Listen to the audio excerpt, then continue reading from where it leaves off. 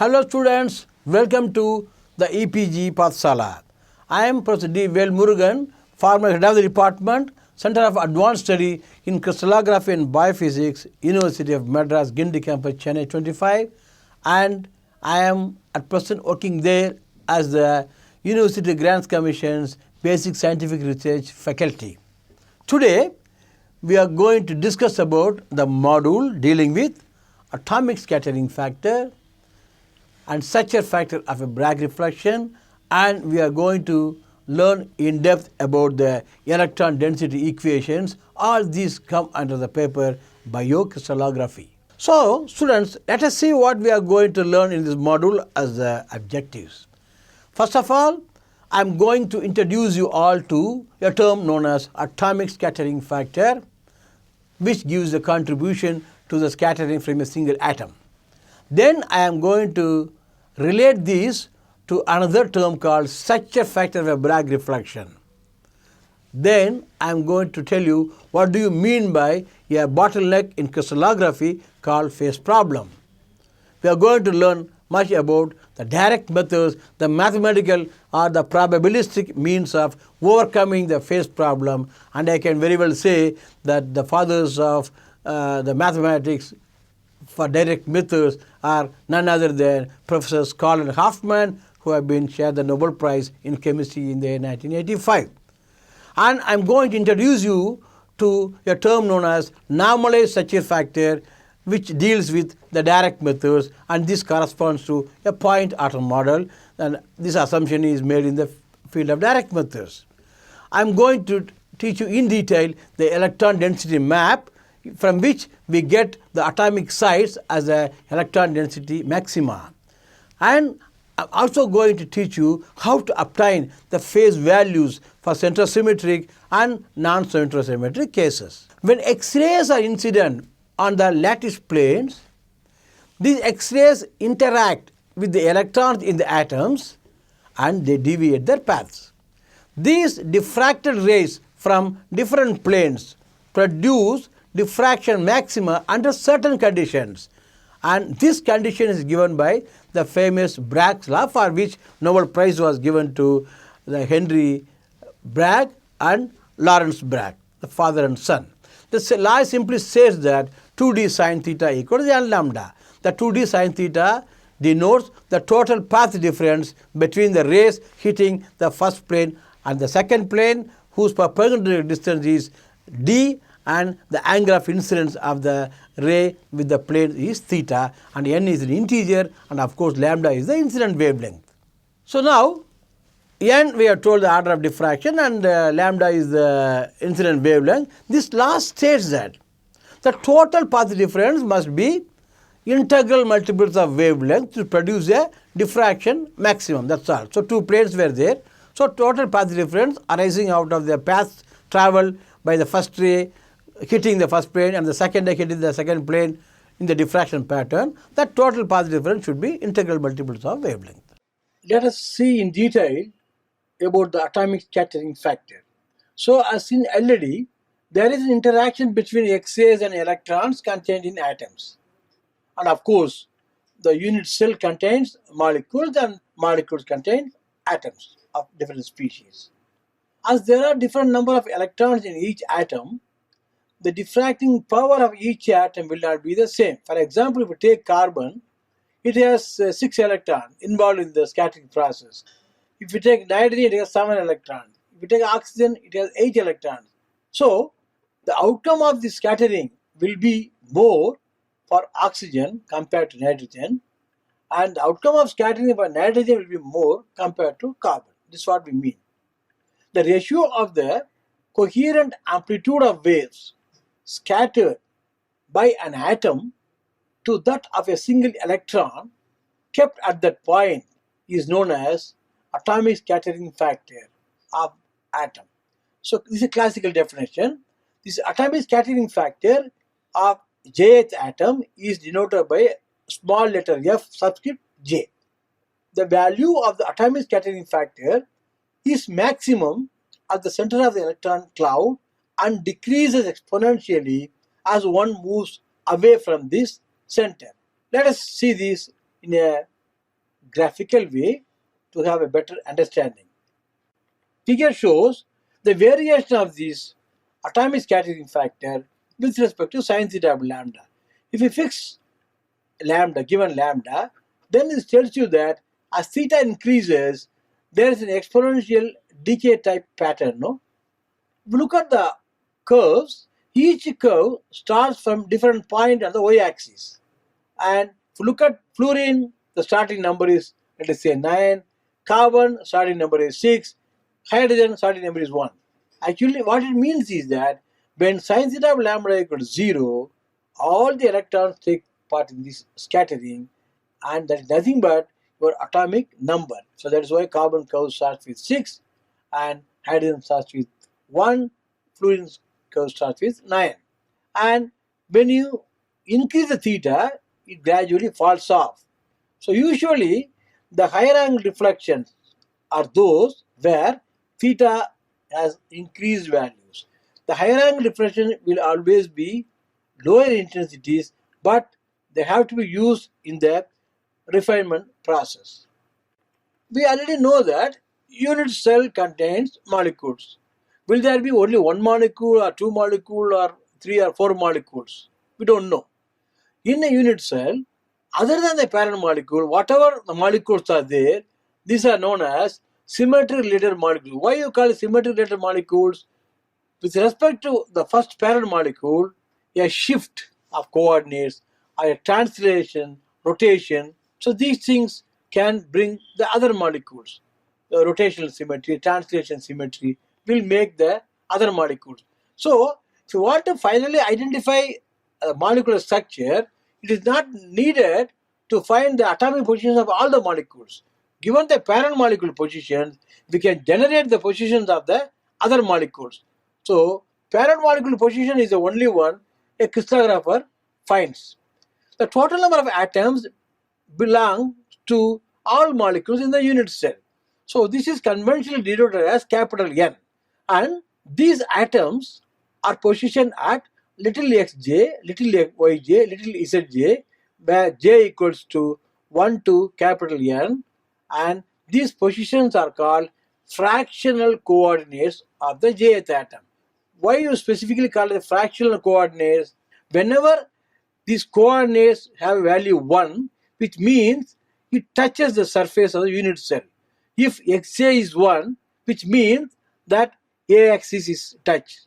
If yj is 1, b axis is touched. If zj is 1, c axis is touched. Suppose these fractional coordinates are a little bit higher than 1, that is 1.02 xj value, it means from the original unit cell, that atom has peeped into the other unit cell along the x-axis or the a direction. So that is what we mean. Generally, most atomic positions for a given molecule will lie within the unit cell, and it is only these positions we are finding using X-ray crystallography. As I told you in the beginning, once you know these parent positions xj, yj, zj, and by knowing the symmetry positions of the other molecules, we can get the position of the atoms in the various other molecules in the unit cell. What is the need? The need to find the position of other molecules is that during packing, we talk about intermolecular forces. So what are the forces between one molecule to another and so on, for which atomic positions of the all molecules constituting unit cell should be known. Bragg intensities of diffracted X-rays from the various planes are the overall contribution of interaction of X-rays with all the atoms in the unit cell. The total number of atoms in the unit cell is denoted by capital N. Suppose you have 30 atoms per molecule and you have 4 molecules in the unit cell, then capital N will be 4 into 30, 120 atoms. So usually the number of molecules in the unit cell is denoted by capital Z. Now, the interactions of these molecules depend on the individual atomic scattering factors of different species of atoms and also on their positions or the fractional coordinates. The intensity of Bragg reflection HKL is proportional to square of the amplitude of Bragg. Any intensity, sound intensity or light intensity, always intensity is proportional to square of the amplitude. So in X-ray case also, intensity I of Bragg reflection HKL is proportional to square of amplitude FHKL. This amplitude FHKL is known as structure factor amplitude. So experiment gives you, diffraction experiment gives you only intensities from which if you take square root, you can get only the structure factor amplitude. So modified scale represents the structure factor amplitude of Bragg reflection and which is proportional to the square root of the experimentally available Bragg intensities as given by equation 3. Let us now go, what do you mean by such a factor of a Bragg reflection? A Bragg reflection is denoted HKL, where HKL are the integers, no, positive, negative or 0, which are called the Miller indices. Now, the definition of Bragg reflection or the contribution of Bragg reflection is nothing but structure factor. Structure factor of Bragg reflection is denoted by equation 4, which is FHKL. Remember, there is no structure factor amplitude. Structure factor amplitude is different from structure factor. FHKL, it is the overall summation of the individual atoms, each is situated at a different fractional coordinate. So FHKL equals summation equal to j equal to 1 to n fj times e power 2 pi I hxj plus kyj plus lzj, where xj, yj, zj are the fractional coordinates of jth atom, and these are the quantities. One is internal finally, the atomic positions. If you look at equation 4, in the exponent there is an I coming. I means imaginary. So which means that structure factor is not a real quantity. Yes, it is a complex quantity. Which means that it has both amplitude and an angle called phase, which we will see in detail later. This structure factor is the contribution of diffraction to a given Bragg reflection from the contents of the unit cell. A unit cell contains molecules. Molecules are made up of atoms. So, what will be the contribution from all the atoms coming from all molecules in the unit cell? That is known as your Bragg intensity, which is again contributed by the structure factor. For determining the three-dimensional molecular structure, the three positions of each atom constituting the molecule should be known. Intramolecular features like bond length, bond angle, and torsion angle can be calculated from the knowledge of the atomic positions. If you know the positions of two atoms, then regular analytical geometry tells you how to find the distance between two atoms. Only thing is the fractional coordinates you have to convert into crystallographic coordinates in orthogonal coordinates in angstrom units. Then simple formula you can find to distance between two atoms. If it is three atoms, we have two bonds and one angle. If four atoms are connected, we talk about rotation about a bond called torsion angle. All these calculations are possible only if you have the knowledge of the atomic positions of every atom constituting the molecule. Knowing the molecular structure of the parent molecules in the unit cell and the space group symmetry, the position of other molecules can be calculated and intermolecular interaction can also be found. The earlier equation what you have seen contains, as I told you in the beginning, a quantity I, and hence we say the structure factor FHKL can be rewritten as amplitude FHKL times e power phi HKL, because this comes from the trigonometry. Any complex quantity has an amplitude and a phase in the exponent e power I phi, because e power I phi can be expanded trigonometrically as cos phi plus I sin phi, and if you multiply by mod FHKL, I'm going to show you in the next slide these expansions. This FHKL becomes mod FHKL cos phi HKL plus I times mod FHKL sin phi HKL, which means structure factor has two parts, real part and imaginary part. That is the expansion of a complex number. This phi of HKL is called the phase of Bragg reflection, and the modulus or amplitude of FHKL is known as structure factor amplitude. But experiment gives you only Bragg intensities. If you take square root, we get only structure factor amplitude. But to get the structure, in addition to a knowledge of structure factor amplitude, one must have the phase of the Bragg reflection, which is not coming from diffraction experiment. This is known as the bottleneck phase problem in crystallography. So now later we are going to show you why phase is needed. what is the connection between phase and molecular structure determination. Let us go one by one. Here we see a graph denoting the real part and imaginary part. This is known conventionally in trigonometry as an Argand diagram. So real part is x-axis, imaginary part is y-axis. The red arrow denotes the amplitude of the structure factor for reflection HKL. If it is for the inverse reflection called minus h minus k minus l, the real part A will remain same and the imaginary part will become minus b. So now FHK arrow is coming down. The angle subtended by FHKL is plus 5 in the anti-clockwise direction, and the angle subtended by F minus H minus K minus L is minus 5. So that is the difference. So this is the Argand diagram. So this tells you what do you mean by amplitude and what do you mean by phase. Now let us know what is the need to know the phase of Bragg reflection, namely phi HKL. Like the intensity of Bragg reflection I HKL, every Bragg reflection HKL has a phase.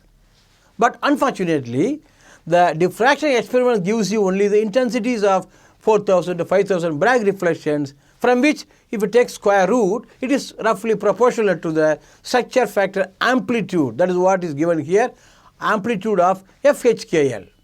So experimental Bragg intensities lead only to the amplitude of Bragg reflection denoted by amplitude FHKL. Why I am very specific? Because there is one more term missing from experiment, that is your phase phi HKL of a Bragg reflection HKL.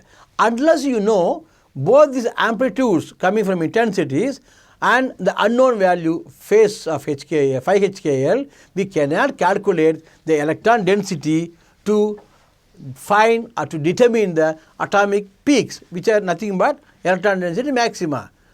In other words, the non-availability of phi HKL in equation 5 is a bottleneck in X-ray crystallography when one is interested in the three-dimensional structure determination, and this bottleneck is known as phase problem in crystallography.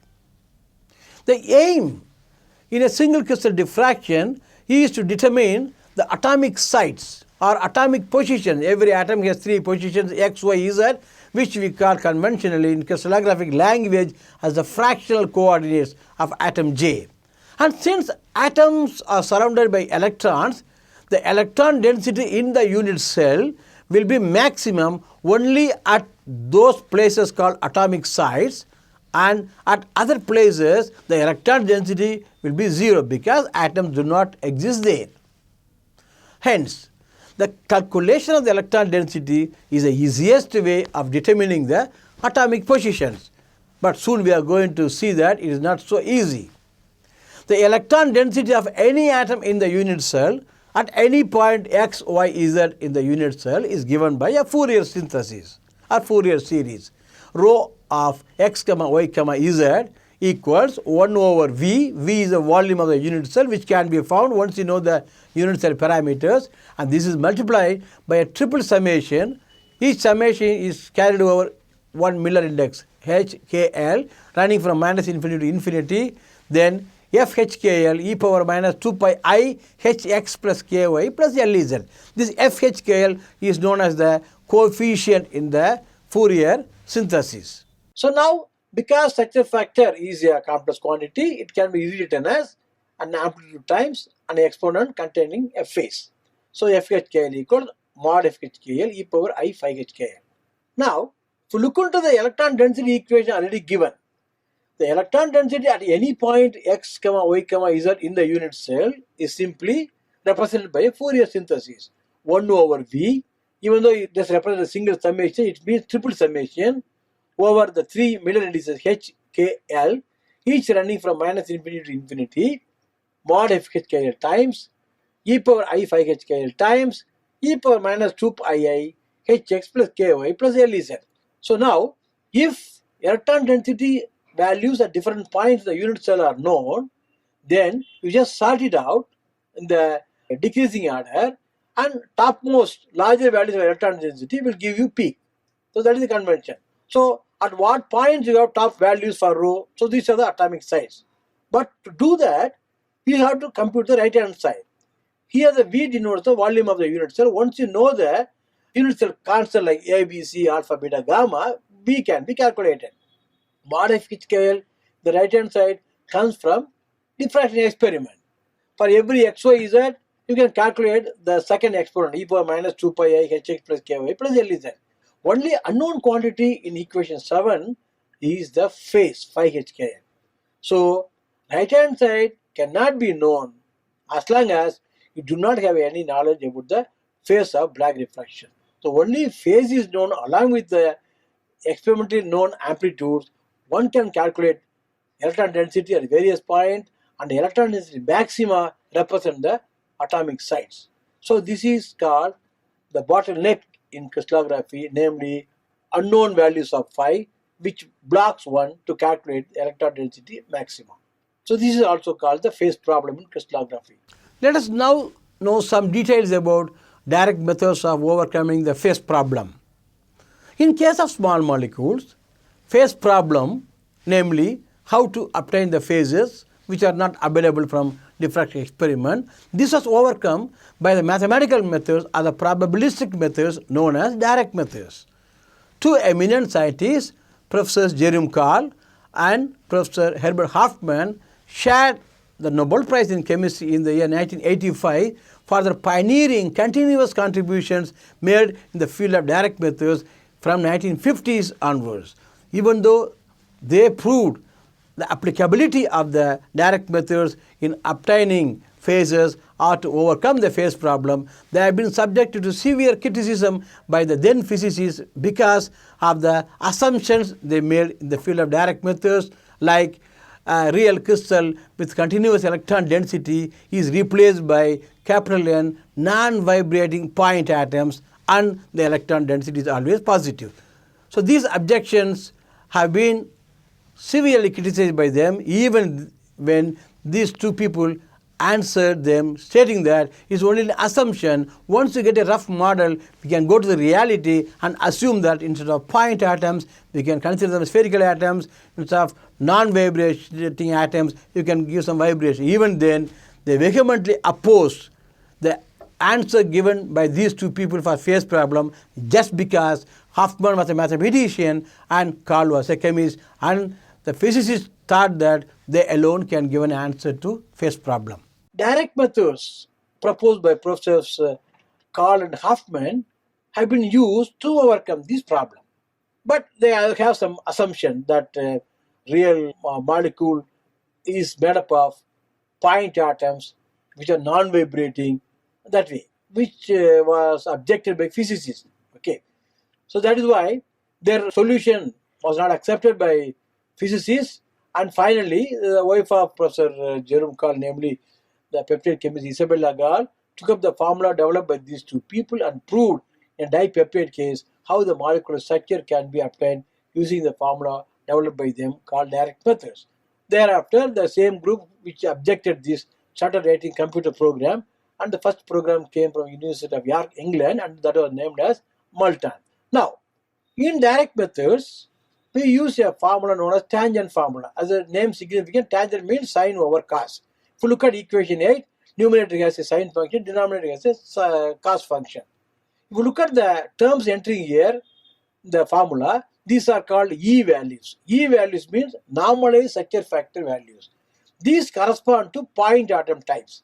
Your ordinary structure factor corresponds to spherical atoms, and E's correspond to point atoms. There is a formula connecting these two. From F, you can go to E, corresponding to point atom. Direct methods are based on non-vibrating point atoms.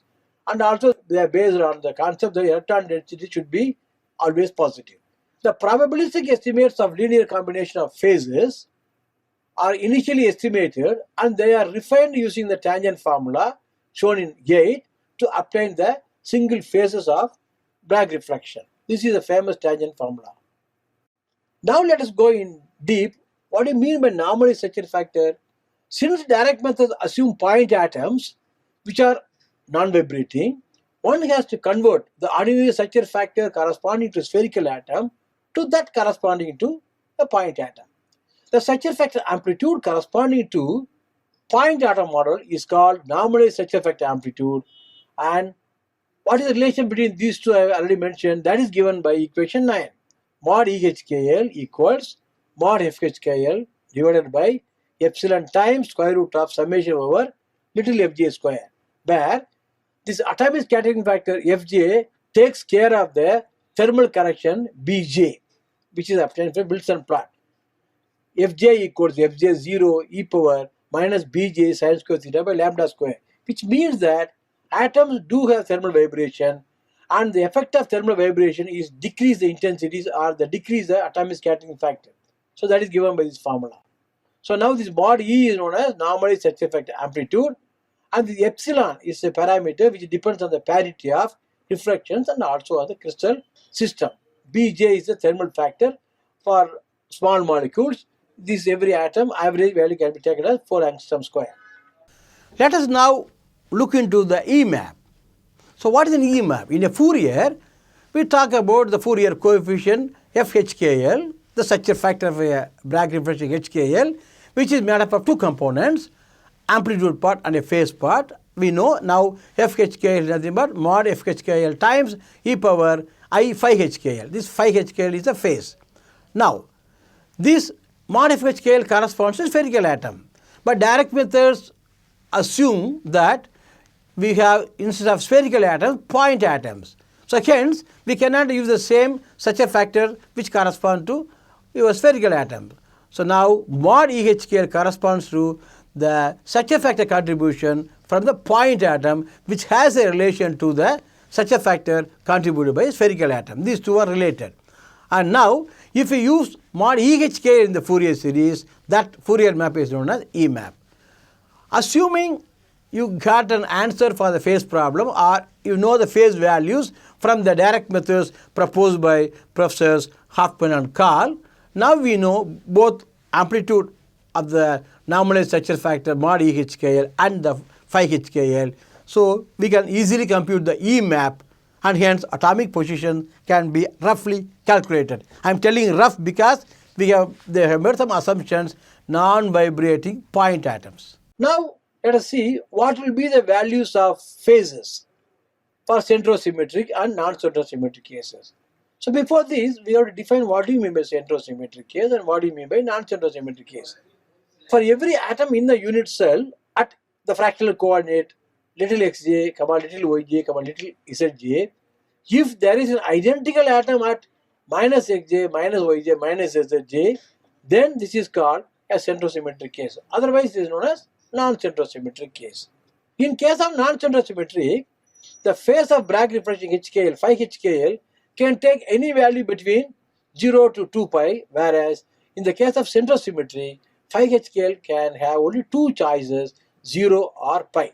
That is why we say that phase problem, that is the way to determine the phases, gets, or the means to determine phases, gets simplified in case of centrosymmetric, because instead of finding the whole range of phi values between 0 to 2 pi, now we have only two choices, 0 or pi for centrosymmetric case. Can you prove it geometrically? Yes, we can do it. It's simple trigonometry. All of us know that e power I theta equals cos theta plus I sin theta, and e power minus I theta equals cos theta minus I sin theta. Now, go back and look at the classical expression for structure factor FHKL, which was written as summation over little j running from 1 to capital N, the total number of atoms in the unit cell, Fj times e power 2 pi I Hxj plus Kyj plus Lezj. That exponent can be now expanded using the formula 9a to give you simply equation 10. If we look at equation 10, we have a real part, then with that is added an imaginary part. So we can simplify this as AHKL plus IBHKL, and if we rewrite FHKL, the complex quantity as mod FHKL e power I phi HKL, and you expand the e power I phi HKL as cos phi HKL plus I sin phi HKL, we simply get equation 12. So now the 11 and 12 for structure factor F of HKL are two means of writing the all. Now comparing all these equations, we get the value for AHKL and BHKL as summation equal to j equal to 1 to n Fj cos 2 by Hxj plus Kyj plus Lezj, which is also equal to mod FHKL cos phi HKL, and BHKL equals summation little j 1 to n Fj sin 2 pi Hxj plus Kyj plus Lzj, which is also equal to mod FHKL sin phi HKL. This is 14. Now, the 14 contains sine part, 13 contains cos part. Dividing one by other, we get the tangent part. Tan of phi HKL is BHKL by AHKL. So this is it, like a tangent formula. In general, AHKL and BHKL, which are known as components or geometrical factors of structure factors, can have any value, because of which the phase phi HKL can have any value from 0 to 2 pi, which is happening in case of centrosymmetric. But if you look at the set of centrosymmetric case, or non-centrosymmetric case, phase can have value 0 to 2 pi, as A and B part can have any value. But look at the centrosymmetric case, the situation is different. What is the definition of centrosymmetric? For every point at xj, yj, zj, we have an identical point at minus xj, minus yj, minus zj. Therefore, in the structure factor for a centrosymmetric case, the summation from little j equal to 1 to n, total number of the unit atoms in the unit cell, that n can be split into two parts. N by 2 atoms with positive coordinates, n by 2 atoms with negative coordinates. Assuming this and with that understanding, we can easily write the structure factor expression as summation j equal to 1 to n over 2. If j is common, we write within bracket e power 2 pi I hxj plus kyj plus lezj plus e power 2 pi times h into minus xj plus k into minus yj plus l into minus zj. That minus can be taken outside, and that is written as e power minus 2 pi I hxj plus kyj plus lezj. So this is equation 16. So now, if you look at 16, it is of the form e power I theta plus e power minus I theta. So as per our earlier proof, e power I theta plus e power minus I theta gives 2 cos theta. Okay, so that is the way. So we get simply FHKL equals simply twice summation j equal to 1 by 2, n by 2, fj cos 2 pi into hxj plus kyj plus lzj. If you want to avoid the 2 here, the summation index up to n by 2, you replace it as n. That's all. So FHKL is simply j equal to 1 to n summation fj cos 2 pi times hxj plus kyj plus lzj, which is simply a part HKL. So in centrosymmetric case, the structure factor FHKL has only one component, which is the real component, namely AHKL. In general, FHKL is AHKL plus I BHKL, which means that in centrosymmetric case, BHKL part is absent or BHKL equal to 0. If you look at the general formula we derived for the tan phi HKL, which is BHKL by AHKL, now the formula becomes 0 over AHKL, which becomes 0. So whenever tan phi becomes 0, automatically phi has only two choices, 0 or pi. That is why we are telling that the phase problem becomes simplified in centrosymmetric case, because compared to non-centrosymmetric case where the phase can vary anywhere between 0 to 2 pi, as we have the existence of both A part and B part. In centric, we have only A part. So B is becoming 0. So phase has only two choices. So students, let us summarize what we have learned in this module. We now know that single crystal containing molecules diffracts X-rays. Bragg intensities of diffracted X-rays contain structure factor amplitude information only and no phase information. But electron density calculation requires both the amplitudes and phase of Bragg reflections. Non-availability of phases from experiment is known as phase problem in crystallography, and this problem has been beautifully tackled by the two pioneers of this direct methods, Professors Hoffman and Karl, who have been honored with the Nobel Prize in Chemistry in the year 1985. I had the good fortune of doing my postdoctoral work under the Nobel laureate, Professor Hoffman. I have very great pleasure in explaining you all about the basics of these methods, which we will cover in some of the modules. We also saw that in centrosymmetric structures, the phase problem gets simplified because it can take here only two values, either 0 or pi, instead of having any value 0 to 2 pi in case of non-centrosymmetric cases. Thank you.